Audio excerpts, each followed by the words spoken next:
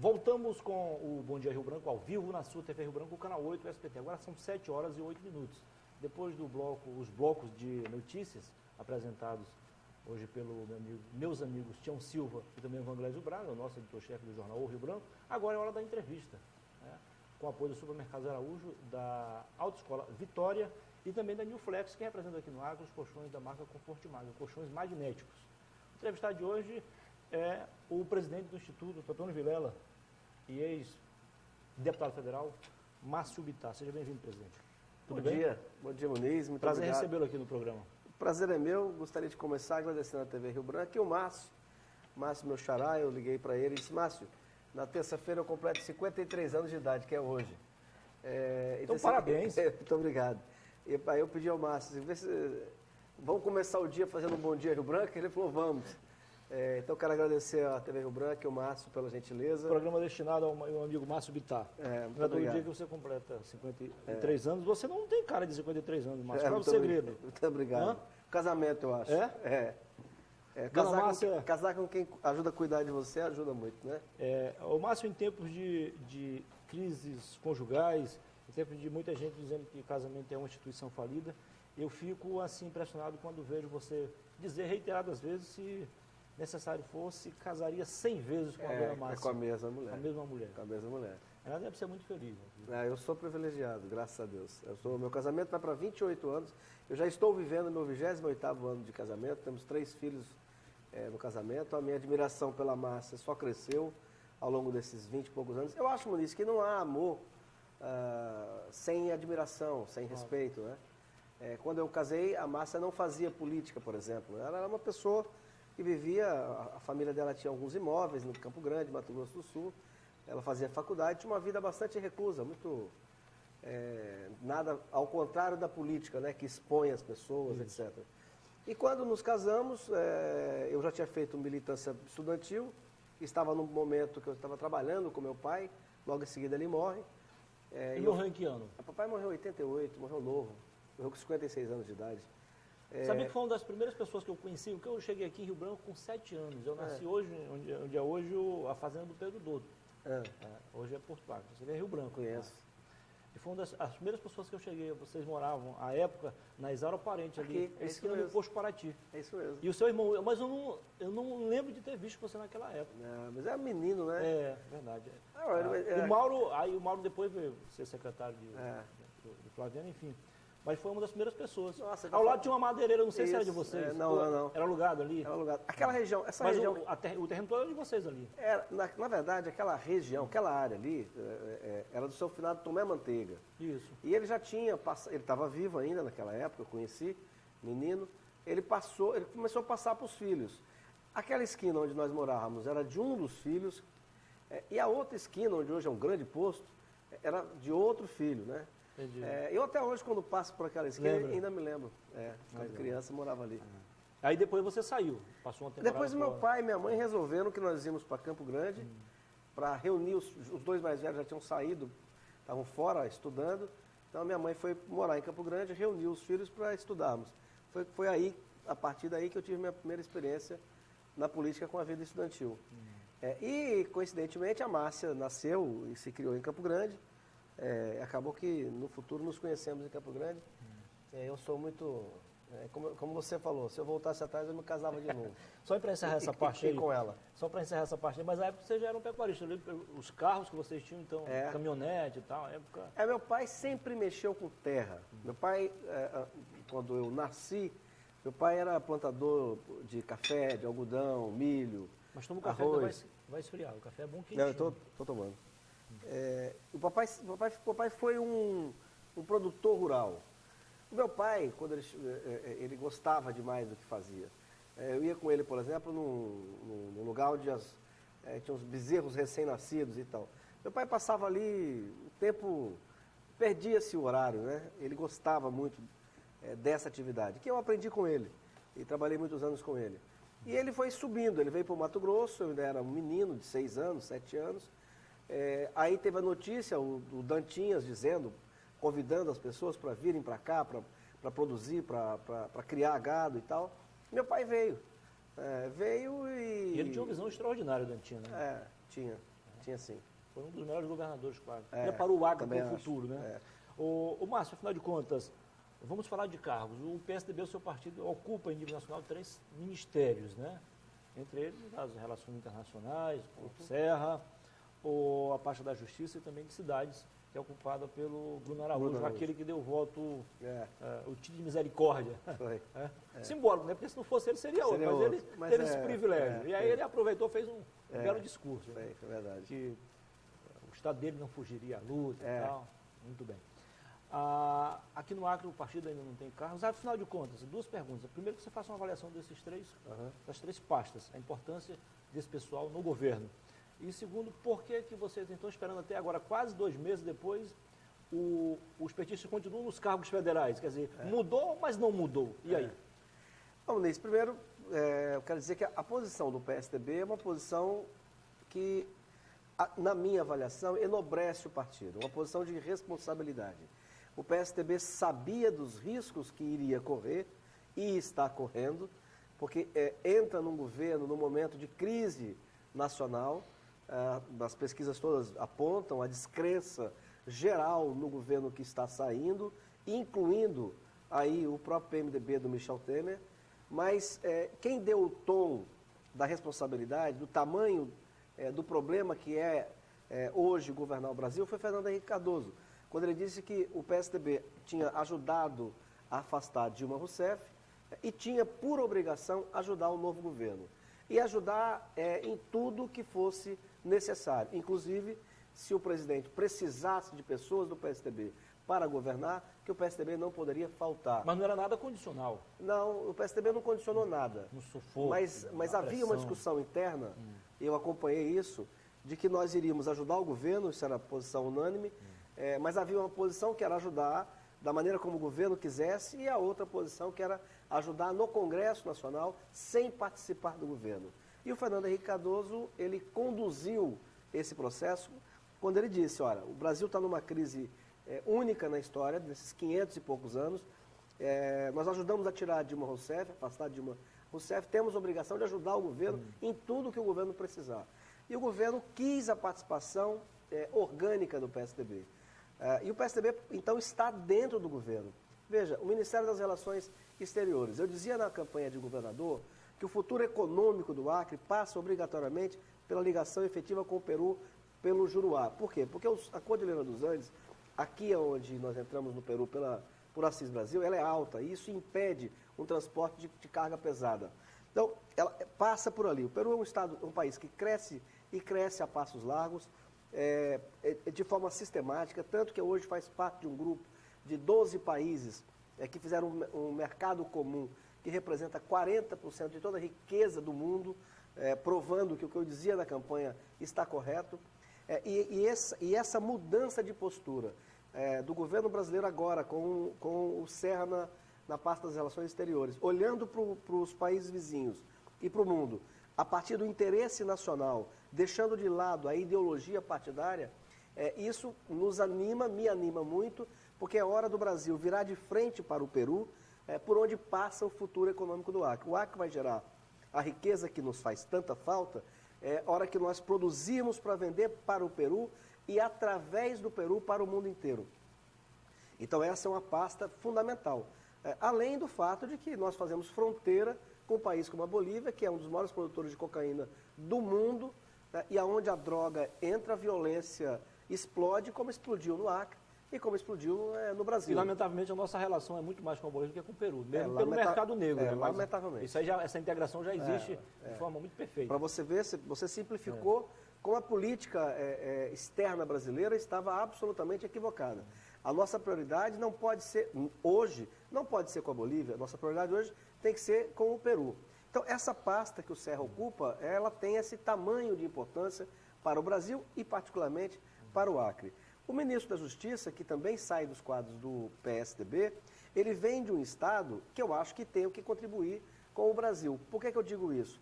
Porque o único estado do Brasil em que a taxa de homicídio está dentro do aceitável pelo mundo civilizado é o estado de São Paulo, que tem menos de 10 Por homicídios. incrível que pareça, né? Que tem menos de 10 homicídios a cada 100 mil habitantes. O Brasil está passando de 30, que é a taxa quase que do Acre, que é um absurdo isso. as famílias que estão nos assistindo sabem do que eu estou dizendo.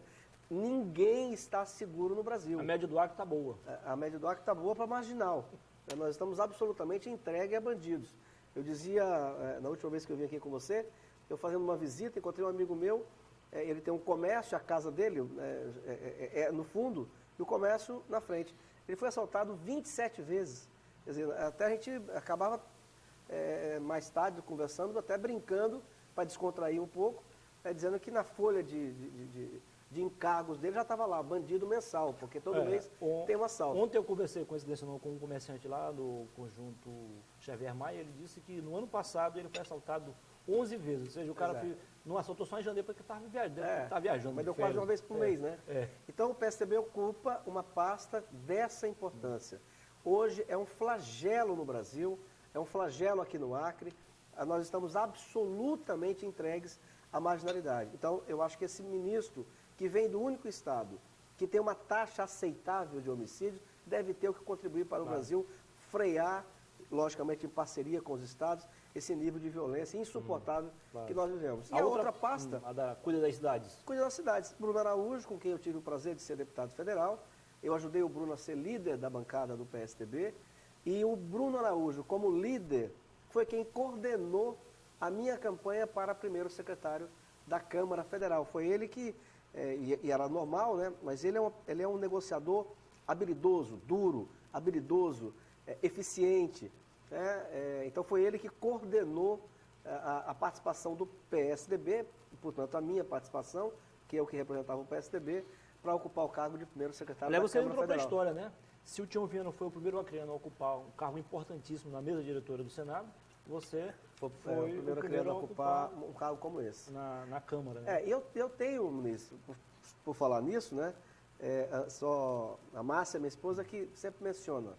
Mas é bom lembrar, nós precisamos recuperar valores da sociedade. Nós somos herdeiros da formação cristã, nós somos herdeiros da formação do direito romano. Então, alguns valores estão sendo perdidos, é preciso recuperar isso. Nós vemos uma fase na política do toma lá da cá, vale tudo e tal. Então, veja bem, eu enfrentei eleições muito difíceis. Difíceis porque o adversário sempre aparecia com montanhas de dinheiro. Um dinheiro que eu sabia que aquilo não era do bolso das pessoas que estavam na campanha. Né? E hoje o Brasil inteiro se depara com a origem desse dinheiro. Quer dizer, roubaram dos brasileiros para comprar voto em época de campanha. Mas no momento da eleição, eu passava por uma pressão quase insuportável, porque as pessoas perto de mim querem ganhar a eleição, como eu também queria. E querem que você apareça com os mesmos materiais, com as mesmas armas que o adversário aparece. Mas eu não posso fazer isso, porque senão eu me tornaria aquilo que eles são. E aí o resultado, Muniz, eu aguentei essas pressões todas. Ter mandato ou não ter mandato não é o que me torna feliz ou infeliz. É evidente que eu quero mandato para fazer o que eu penso melhor para o Acre, mas hoje, Muniz, eu ando livre, eu entro em aeroporto, em avião, eu ando na rua e não sou xingado, não sou humilhado, eu não uso tornozeleira no pé. Eu administrei um orçamento na Câmara Federal que é do tamanho do Acre e não tenho uma denúncia me envolvendo. A minha família nunca passou uma noite acordada, com medo, preocupada, que no dia seguinte o meu nome pudesse aparecer numa lista, que a minha casa pudesse receber a visita do japonês da Federal, etc. E isso, para mim, Muniz, é impagável. Então, graças a Deus, eu estou vivo para que o Brasil veja de onde saíam os recursos das campanhas dos adversários, que é do próprio bolso do brasileiro, e graças a Deus eu estou aqui para contar essa história, e estou livre, sem processo, sem denúncia nenhuma que envolva a minha passagem pela política. E para terminar, o Bruno Araújo, então, que é o ministro das cidades, é por onde passa o programa Minha Casa Minha Vida. E uma outra questão muito importante, Muniz, o Bruno é quem administra o ministério que cuida da questão do saneamento básico no Brasil, que é outro flagelo, que é um problema de saúde pública, porque esgoto, água encanada é saúde pública, e também é uma questão de meio ambiente, porque esgoto a céu aberto. Aqui mesmo fizeram essa obra do canal da maternidade, o governo que se dizia preocupados com o meio ambiente e não fizeram nada. Claro. E hoje os dejetos caem direto no rio, no nosso rio. Então, o Bruno Araújo, o ministro Bruno Araújo, vai fazer parcerias público e privado, que o Estado não tem recurso para bancar as obras, vai fazer parceria público e privado para enfrentar esse problema da falta de saneamento nas cidades brasileiras. E é um grande programa que o Brasil precisa. Para completar e a gente avançar em outros assuntos, qual é a sua opinião em relação a essa demora na mudança de comando dos cargos federais aqui no Acre? Olha, se dependesse de mim, já tinha mudado tudo. Eu respeito a opinião das pessoas que acham que não querem. Mas veja bem, o PSDB está no governo. Para terminar de completar, há 3 semanas o governo do Michel Temer, por enquanto ainda provisório, escolheu o Aloysio Nunes Ferreira, com quem eu me relaciono muito bem. Nós temos uma história do passado comum. Foi candidato a vice na chapa do Aécio Neves. O Aloysio Nunes Ferreira, que é do PSDB de São Paulo, foi escolhido como líder do governo no Senado da República.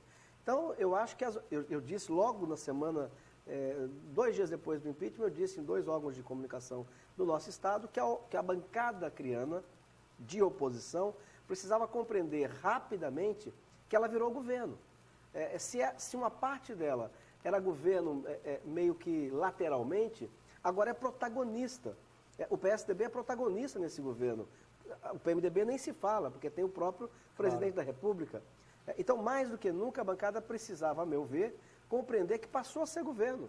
Vamos dar um exemplo, Muniz. Daqui para frente, quando se discutia a recuperação da BR-364, que essa obra que o governo fez essa lambança toda, gastou uma fortuna e não entregou a obra, mas a hora que começar a falar da recuperação, não é mais no governo do PT que já passou, ou que está passando. É no governo novo, que daqui a pouco deve ser efetivado. Os deputados, por exemplo, que faziam oposição, vão começar a ser cobrados da solução. Você pode e até deve fazer a CPI para ver onde é que foi parar o dinheiro. Mas daqui para frente, quem vai ser cobrado? O governo que está aí.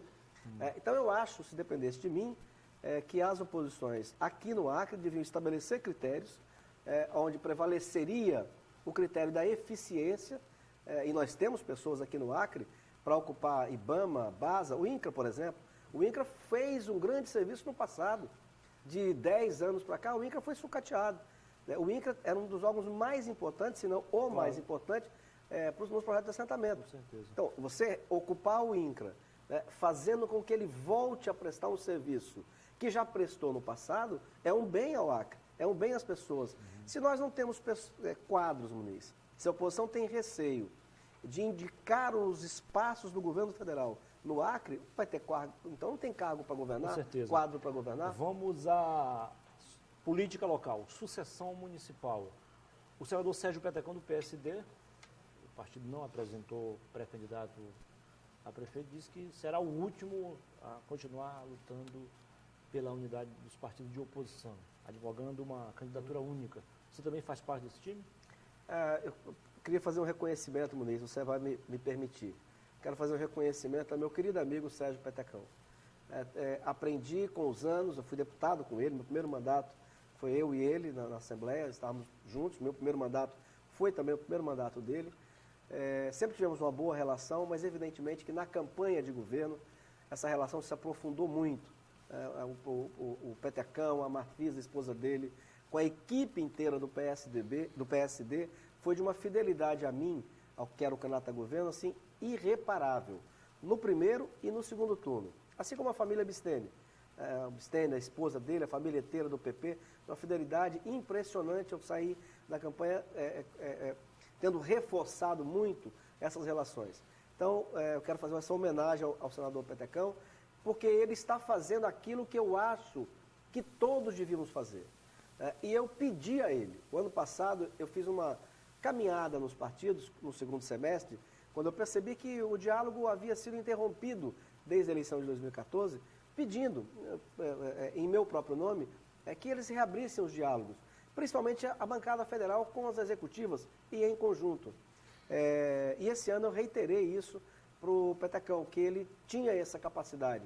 Até porque, como você disse, como o PSD não está apresentando fica muito mais candidato, fica mais autêntico, mais né? autêntico e tal. Então eu quero fazer uma homenagem ao senador. ele está fazendo aquilo que eu acho que é correto, que é tentar unir a oposição. Eu sempre defendi a unidade da oposição.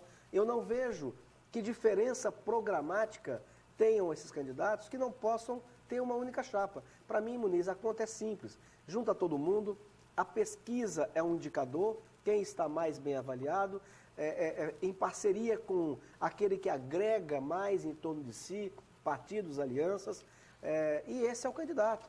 Agora, eu sei que quando isso vai para a prática, encontra com os seres humanos, que têm suas vaidades, suas paixões, suas ambições, e aí a coisa se torna muito difícil. É lamentável. Eu continuo torcendo pela unidade das oposições, não sou mais deputado, não presido o PSDB, mas continuo torcendo pela unidade das oposições. Agora, se ela não acontecer, evidentemente... Você acredita? Eu ainda acredito, embora não veja... Mas pelo jeito que você falou, assim, eu não vejo... não é uma esperança muito grande, não. Por que isso? Porque eu sou procurado individualmente por pessoas que afirmam para mim que são candidatas. Mas foi difícil. Mesmo participando, mesmo pessoas que participam das reuniões que o nosso senador provoca, mas depois me procuram e dizem que são candidatas que não vão abrir mão de ser candidatas. Então, se eu acreditar nelas, no que elas me dizem no particular, então eu acho que é difícil que Rio Branco, a oposição, tenha apenas um candidato, o que eu lastimo bastante. Queria só dar como testemunho, Muniz, assim, eu já fiz em vários momentos a parte de ceder, mesmo agora. Eu poderia ser um candidato. Eu sei que se no ano passado eu tivesse colocado o meu nome, talvez a oposição estivesse unida em torno do meu nome. Na medida em que eu abro uma possível candidatura, eu estou contribuindo para dar oportunidade a outras pessoas. Como eu fiz no passado. Queria ser candidato, o Bocalão quis, eu recuei para apoiá-lo. Então, eu já dei demonstrações de desapego a cargo e o apego grande à vontade de mudar o futuro do nosso Estado. Tá. Que eu tenho certeza que ainda vai mudar. Não é questão de dias. Para encerrar, nosso tempo está estourado. 1 minuto. O seu filho, o jovem estudante João Paulo Bittar, é pré-candidato a vereador. Se o senhor fizesse uma avaliação sobre isso aí. Muniz, tem pessoas que confundem esse assunto, né? Para mim, ele é um assunto bastante simples. Em primeiro lugar, ele é meu filho. Em primeiro lugar, eu amo meus filhos. Eu já ajudei tantas pessoas, Muniz. Já ajudei muitas pessoas, se elegerem prefeitos, vereadores de Rio Branco, deputados estaduais, deputados federais, e sem nunca cobrar nada, sem nunca exigir nada do mandato, do cargo e tal. Como é que eu não vou ajudar o meu filho? É meu sangue. Partiu dele a iniciativa ou dos pais? Não, só serve se partir do filho, ministro. Eu já tenho idade suficiente, né? Hoje eu estou fazendo 53 anos. Então você é apenas um apoiador, não é um mentor? Sou um apoiador entusiasta, porque eu acho que jovens como o João Paulo precisam, sim, se apresentar para o serviço. Eu sempre fiz uma crítica, Muniz, às famílias brasileiras, que querem seus filhos advogados, jornalistas, querem qualquer tipo de profissão, médico, professor, mas não querem seus filhos na política, não querem se meter na política. Eu até entendo. Só que ao mesmo tempo que as pessoas fazem isso, depois elas reclamam que as coisas estão erradas. Então, esses jovens precisam se apresentar para o trabalho. Eu te pergunto, quem vai cuidar do Acre daqui a 10 anos? Quem vai cuidar do Acre daqui a 20 anos? Então, essas pessoas precisam se apresentar para o trabalho, para a vida pública. Para mim, eu me emocionei aqui falando sobre isso. Para mim é um orgulho ver um filho meu que tinha opções. Ele não é obrigado a ser candidato, ele não é obrigado a seguir essa vida, que é a minha vida, mas ele optou por servir ao seu Estado, por se apresentar para servir o seu Estado. Ora, é meu filho. Quer dizer, como que eu não vou apoiar o meu filho, né? Aquele que nasceu, eu acho que o homem com a mulher, Muniz, o momento que o ser humano pode se aproximar de um milagre é quando ele se une a uma mulher e gera uma nova vida. Muito obrigado pela entrevista. Muniz, eu que te agradeço mais uma vez. Terça-feira. Muito obrigado a você, que é um querido amigo, conheço há muitos anos. Obrigado à TV Rio Branco. E mais uma vez, obrigado ao Márcio. Eu pedi a ele, Márcio, terça-feira é meu aniversário. E ele, que é lugar do Xará aí. E meu Xará me colocou aqui. Muito obrigado. Muito bem. Parabéns mais uma vez. Eu que te agradeço. Sucesso aí. Que Deus lhe ilumine sempre. Tem me ajudado bastante. Daqui a pouquinho tem mais uma edição do Estúdio 8 com Thaís Farias e Lilian Camargo. Às 8h15 da noite eu volto com o Boa Noite Rio Branco, na sua TV Rio Branco, canal 8 do SBT. Tá coladinho com o Estúdio 8, você assiste ao programa da Ju. A Jocely Abreu e Lilian Crespo. Durante o dia você se atualiza sobre o que acontece no Acre, no Brasil e no mundo, inclusive com o retrospecto dessa entrevista aqui do Márcio Vittar, no portal riobranco.net. O Jornal Rio Branco, mais antigo jornal do Acre, já está nas bancas desde as 5 horas da manhã. Continue com a TV Rio Branco, porque a TV Rio Branco continua com você. São 7h34. Valeu.